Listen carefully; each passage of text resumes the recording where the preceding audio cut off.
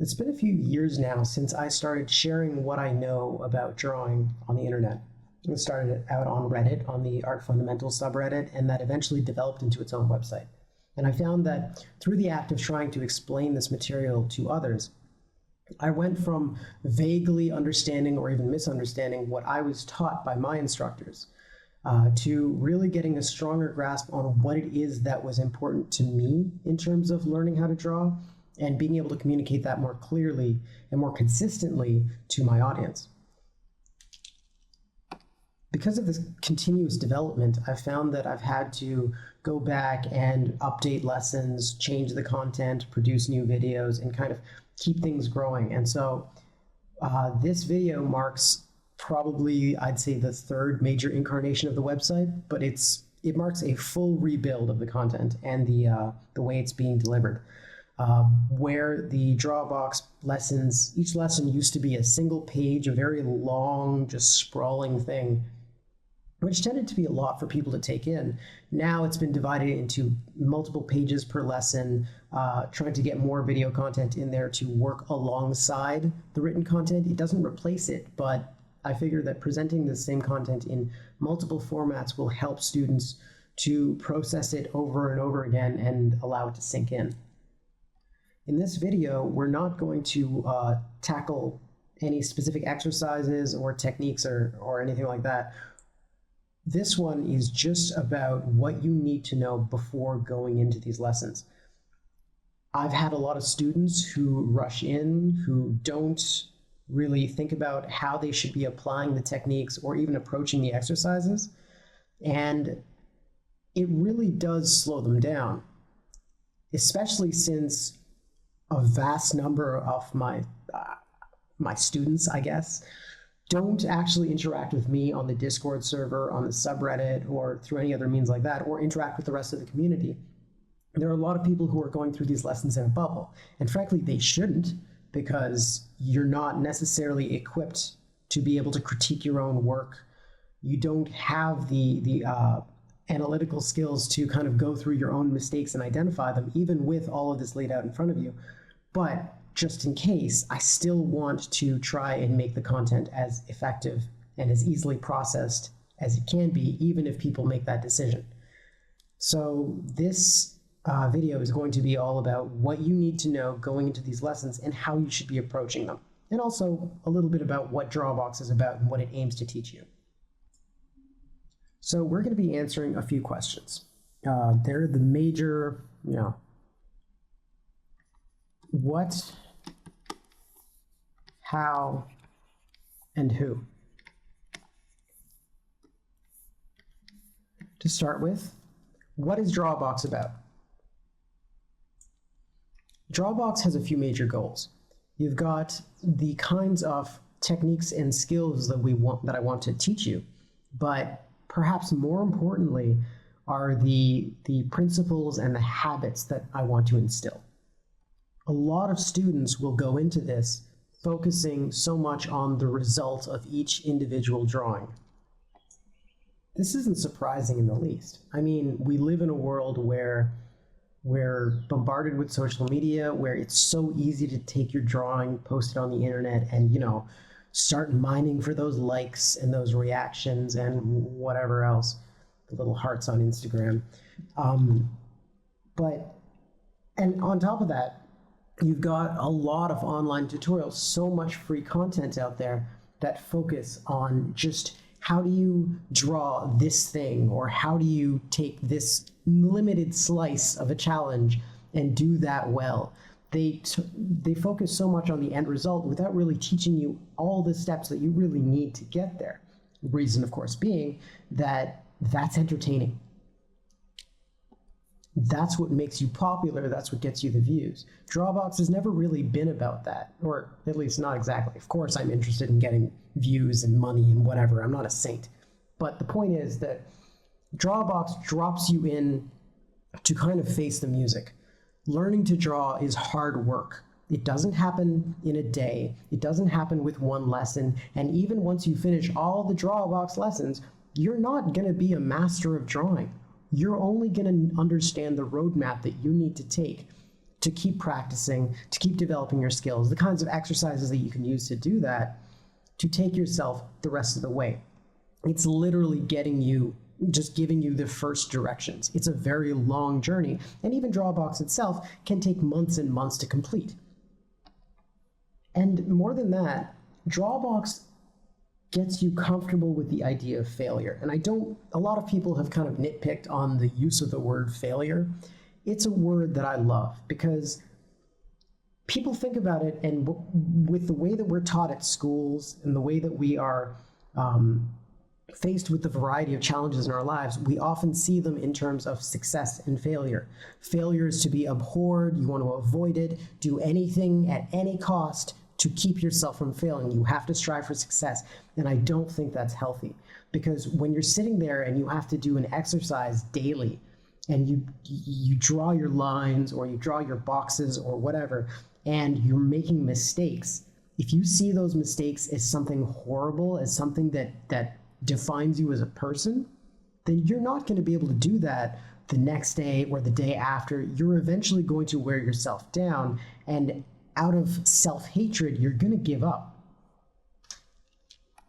If there's anything that I want people to take away from Drawabox, it's that failure is not the end of the world, and it's certainly not the end of your journey. Instead, failure is a completely normal thing. It happens all the time. Every time you screw up and you make a mistake, that's a failure, but you come back and you learn from that failure, because you simply cannot learn from success. It doesn't tell you what you're doing wrong and where you have room to grow. So through Drawabox, you're going to find me talking a lot about failing, and that it's a healthy, normal part of the learning process. So I'm just going to go ahead and add that to this list of what Drawabox is about. Drawabox is about failure. As negative and horrible as that sounds, it's about learning to appreciate it. Drawabox is also about learning to be conscientious.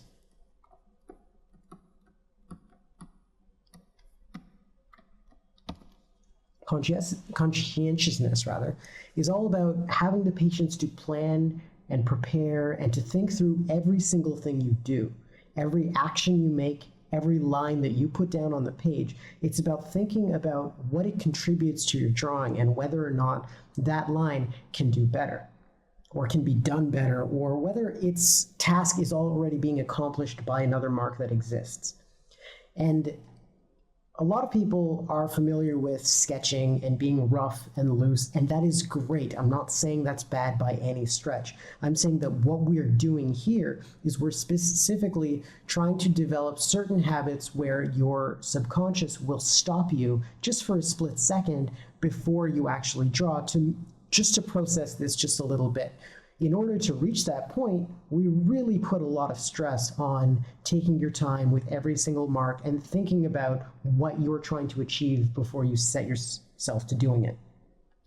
I really want to emphasize the idea that Drawabox it's a lesson plan that teaches these habits. It's not the one and only way to draw. Sketching loosely and finding, your drawing by being rough is fine, but you'll really benefit from having those habits and that mindset underneath the surface, even when you're being rough, because your lines will be more valuable. They'll be better considered, and you won't necessarily be doing all of the thinking right on the page. Next, we do a lot of work with confidence, specifically the confidence to draw a line in a single stroke, to keep it moving, for lack of a better word, quickly, but usually I describe it as a confident, persistent pace.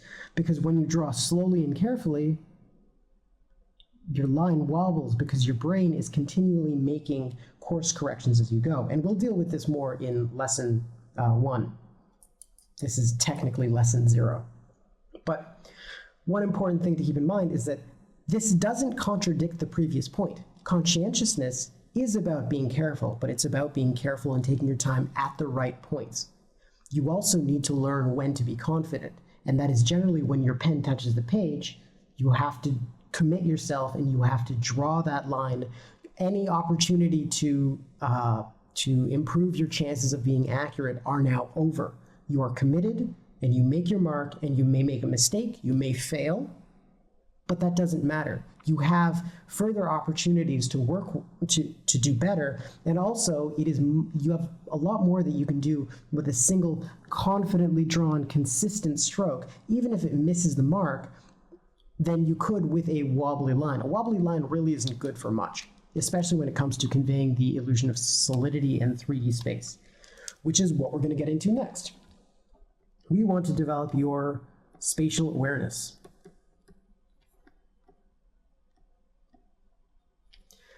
That's all about understanding that what you are drawing is not just lines on a flat page. We always go into this with that understanding that we're tricking other people into believing in an illusion that we're crafting.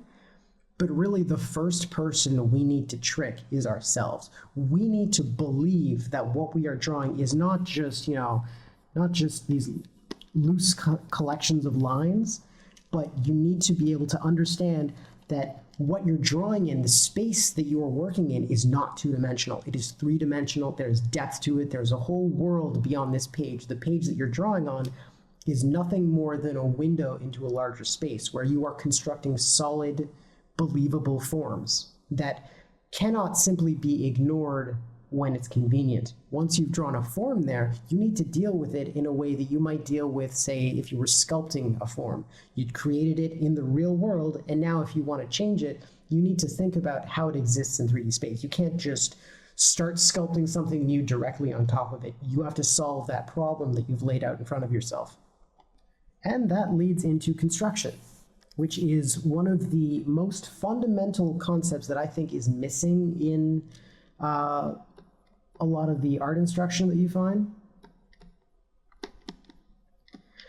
Construction is all about understanding how the things you draw exist in 3D space, how they relate to one another, and how simple forms can be used to create more complicated objects. When you look at something like a chair, you learn not to just see it as a single object, a chair, but rather as a combination of other simple forms that you can then reconstruct on the page. And lastly, we want to develop your visual communication skills.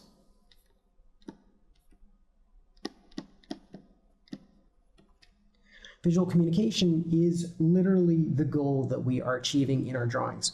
We tend to be a little bit preoccupied with impressing people, with creating something beautiful, but at its core, what we're doing is we are communicating ideas.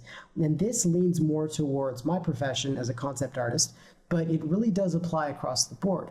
There are certain choices that you make based on whether or not you want to just be impressive, which, if you ask me, is kind of, it's not the goal, it's a side effect, and it should always be a side effect.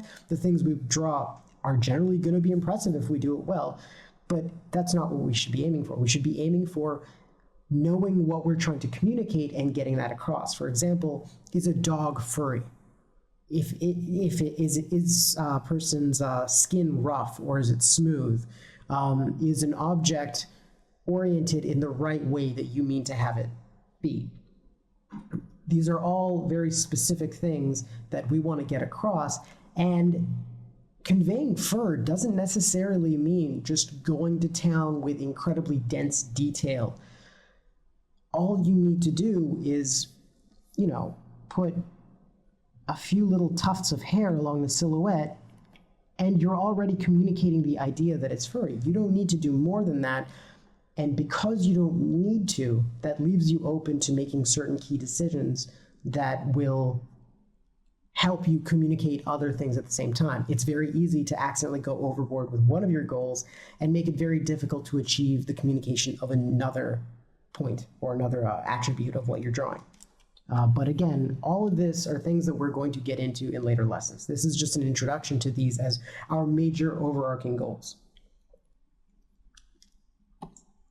So next, moving on to how. Specifically, how should Drawabox be used? There's a few very important points, and this might sound a little bit totalitarian of me or a little bit just too aggressive, but it's the truth. when you come to, when you sit down and follow along with these lessons, you're effectively putting a certain degree of trust in the lesson and in the person who's created it. You've decided that, okay, this lesson it could be interesting. I'm gonna try it out and see what happens. And when you do that, a lot of people have the tendency to kind of dip their foot in, but not go any further because they're worried, am I gonna be wasting my time? Is this person off their rocker? Are they lunatics who think that they can teach people to draw, but don't know the first thing about it? Maybe I am. There's a good chance of that. But the fact of the matter is that if you only put your toe in, you won't ever really know if what I was teaching was appropriate, if it made sense, and if it was going to help you develop, because you didn't jump all the way in. You held yourself back. So basically what I'm saying is, when you follow my lessons, follow them to the letter. When you're doing my exercises, apply them exactly as I describe them. You will find that many of my exercises are, at least in part, if not more so, taken from other sources that I have worked through, from instructors who have taught me directly. For example, there's a lot of stuff from Peter Hahn's Viscom Dynamic Sketching course, which I took at Concept Design Academy several years back. But my interpretation of those exercises is not the same. The goals that I have for you that you should be aiming for when doing these exercises is not the same as what Peter may have wanted you to do, which is not to say that he was wrong or that I'm right. It's just that this is how it fits into the entirety of the curriculum. So to put it plainly, follow my instructions. Don't try and interpret them or, mix them into what you already know. You can do that separately. You should always learn from a lot of different sources, but when you are learning from a given source, you should do so completely. Just make your mind blank of anything else and focus on, what does this source of information want me to do? How do they want me to apply it? And then once you've worked through as much of it as you can, hopefully to the end of the lessons, then you'll be in a better position to understand whether or not it was worthwhile for you, whether or not it contributed to your overall skill set, and whether or not the arguments that they were making and the techniques that they presented really worked. And ultimately, yeah, that could involve a big waste of your time. That's absolutely true. But it's a choice you have to make. And once you make that choice, once you decide, I'm going to trust this person, you're all in, until you decide not to be any longer. You may decide at some point, say in the middle of lesson 1 or lesson 2 or whatever, that this is not for me, and that's fine. But as long as you are in it, be in it. Commit yourself completely to following along. So follow the instructions exactly as written. I have gone through great lengths to create videos about all the little exercises and things demonstrating how to apply them. There weren't always videos. A lot of it, it's always been very much about the written content. Those videos are there to help you understand what I'm asking of you. And so if you only rely on the videos, there's probably still a lot you're going to miss out. So make sure that you're still reading the written content. But that's my effort to help you follow this, to follow the instructions as written. I'm trying to communicate them as clearly to you as I can. Secondly, don't grind. You'll find that the homework sections of every exercise, of every lesson, they have a set number of pages that I want you to do for a given exercise. A lot of people feel compelled that if they're not satisfied with what they're doing, with their results that is, then they should sit there and just keep trying and trying and trying until they're satisfied or until it's perfect, and that is nonsense. You are going to have ample time to do these exercises more in the future. All of them become part of a regular warm-up routine that you should be doing every single time you sit down, picking 2 or 3 out of this massive pool of exercises, keeping them on rotation and doing them for 10 to 15 minutes, not necessarily to completion because you don't have enough time for that, but at least getting into them and, refining your skill set, keeping yourself from getting rusty, and just continually developing these abilities. The point for these specific lesson homework sections is to do the recommended number of pages to the best of your current ability. What that means is you might be really bad at this right now, but that's fine as long as you are doing your absolute best to employ the techniques and the concepts that are conveyed and to achieve the goals that are set out for you. And each exercise with this new revision very clearly states what the purpose of each exercise is. That also kind of works into what I mentioned before, which is all about using, actually I'm not sure if I did mention it before. I've done many takes on this video and initially was screwing up a lot, so I may not have actually mentioned this. But anyway, there is a greater community out there for Drawabox. There's a Discord server, there's a subreddit. Eventually I want to have a full community platform on the website itself. These are all channels where you can go and get your work reviewed. I do critiques as well. Those are through Patreon, and they're for those who helps keep Drawabox alive. But even if you don't have a dime to spend, the lesson content is all free and the community is free. You can go and you can have people who've been doing this for longer than you and who've had, even a bunch of them have had critiques directly from me. They know what they're talking about generally, and they will be able to point out anything that you are misunderstanding or simply not doing correctly. So take advantage of that. You can't do these exercises in a bubble because you're not going to be able to identify those mistakes yourself. I know a lot of people go in with this feeling that, you know, I'm a human being, I have strong critical thinking skills, you know, I can do this myself. You may have strong critical thinking skills, but they're kind of area specific, and you don't really develop a strong sense of what kind of mistakes you're making, or at least not to the depth that you really require, until you've had a good deal of experience with it. And that still requires you to learn from others. I know that there can be anxiety involved in sharing your work, but like I said before, everyone fails, everyone makes mistakes. That's why you're going out there, to get another person's input. But of course, don't always trust everything another person says, like just because they're saying it. Just because someone gives you advice or critique doesn't mean it's necessarily valid. Just because I tell you that you're doing something wrong and that you need to do it differently doesn't mean I'm right. So it is a bit of a mixed bag. Eventually you have to decide, oh, I'm going to trust this person, not that person, and you might make a mistake. At the end of the day, you probably still have plenty of time. You may learn some bad habits, but that's normal. You're pretty much guaranteed to learn a couple bad habits and have to unlearn them later. It's really just part of the process. So don't be afraid to jump in. So getting back to this list, I've strayed a little bit. Pace yourself. I get a lot of people asking me, how long should lesson 1 take? Am I being too slow?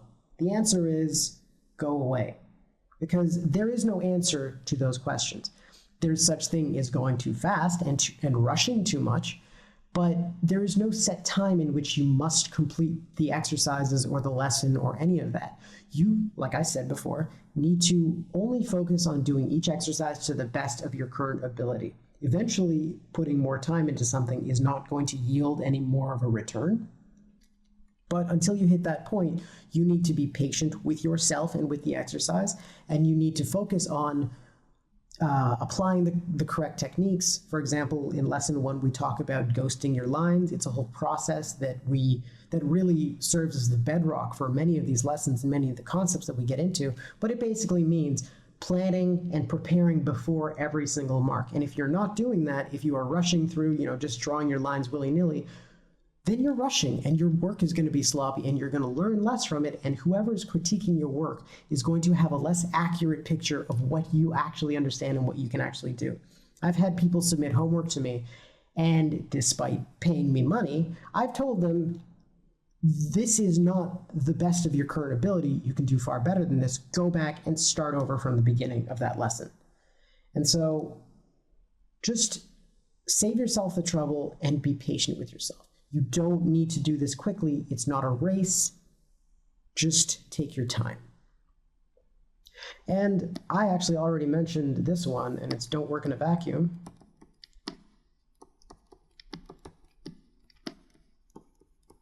Which comes back to the whole point about, take advantage of the Discord server, the subreddit, the Art Fundamentals subreddit. All the links to that will be in the description.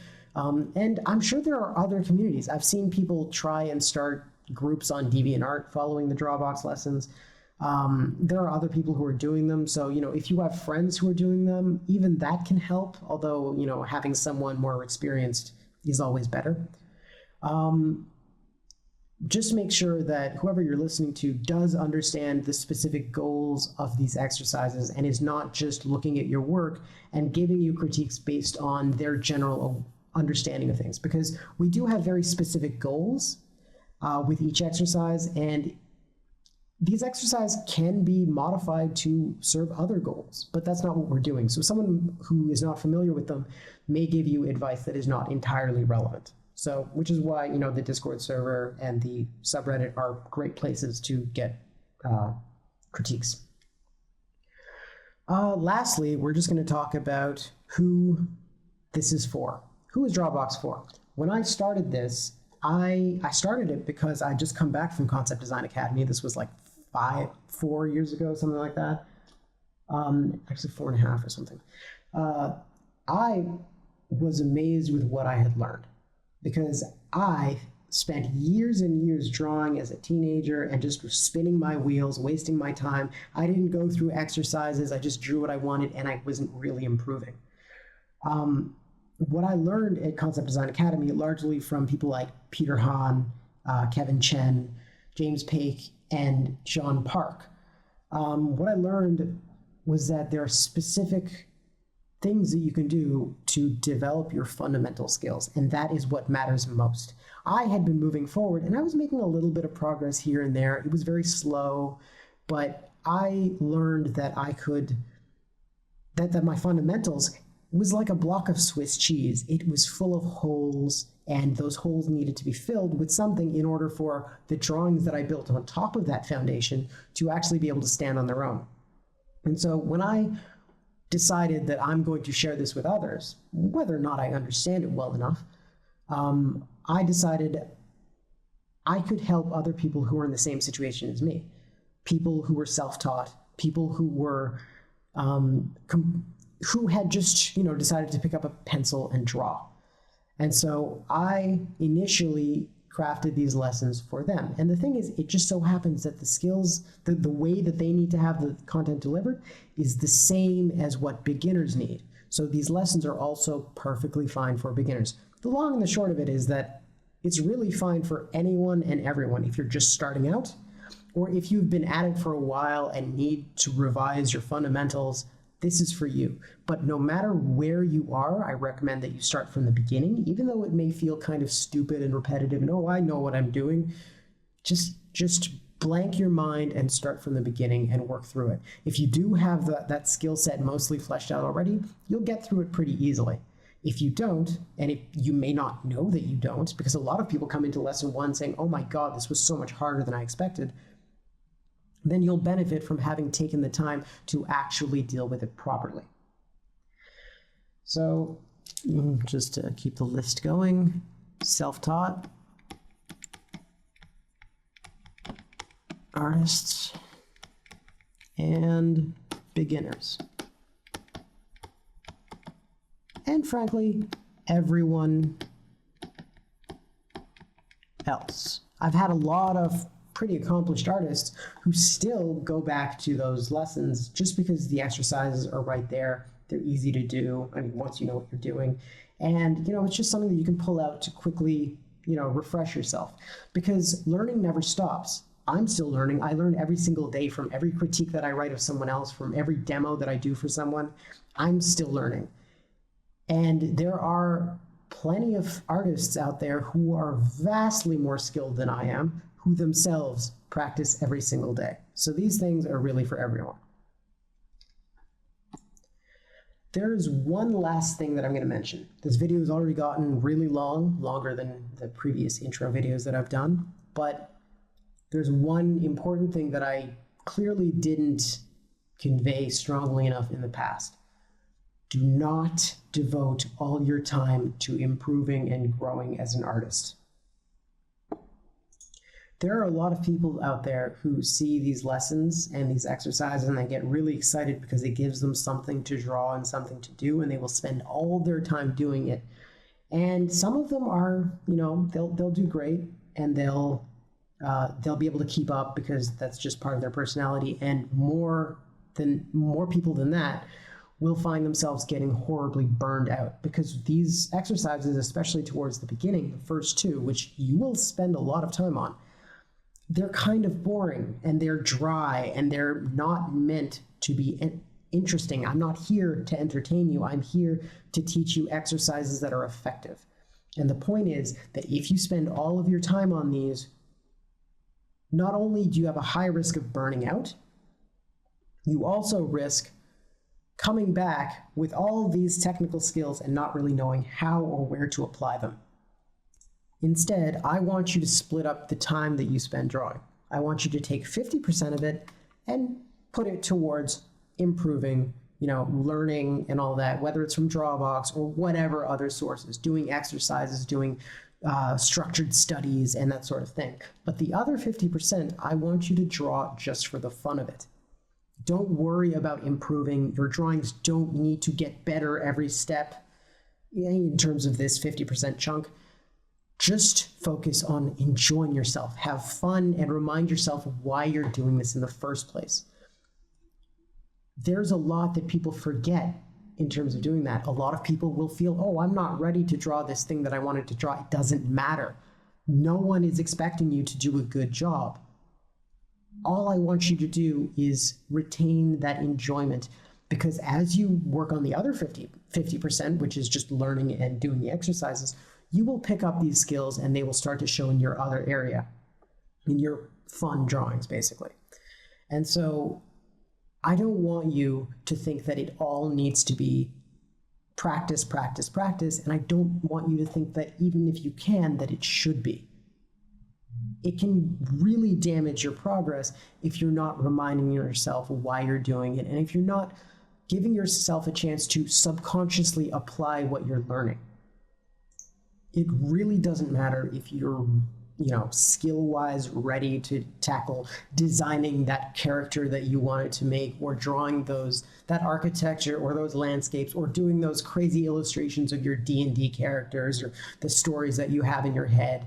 Or if you wanted to get started on drawing a comic, it's fine. You should do it now. You won't do it well necessarily, but that's fine too. You don't have to worry so much about everything looking good and everything being successful. Failure is a part of life, and it's an iterative process. You might not do well now, but eventually you'll get there, and you'll still have that love of the process rather than the result to keep driving you forward. So that's basically where my introduction is going to end. All the other videos are more specifically targeted at specific areas and exercises, and so I'll generally try and keep them as short as I can. This one was definitely a long one, though I do tend to talk a lot, so it happens. But yeah, I'll leave it off there. Again, all the links are going to be in the description, as well as to the lesson itself. This one is related to lesson 0. Make sure that while you've listened to me ramble about this stuff, that you go through that page. If ever I have to update, minor things here and there, that's more likely to be updated in the written content than it is in the video, because it's a lot harder to update videos. So just please read that content, because there's only so much that I can go over in a video. Thank you for watching, and I hope that the Drawabox lessons serve you well in the future.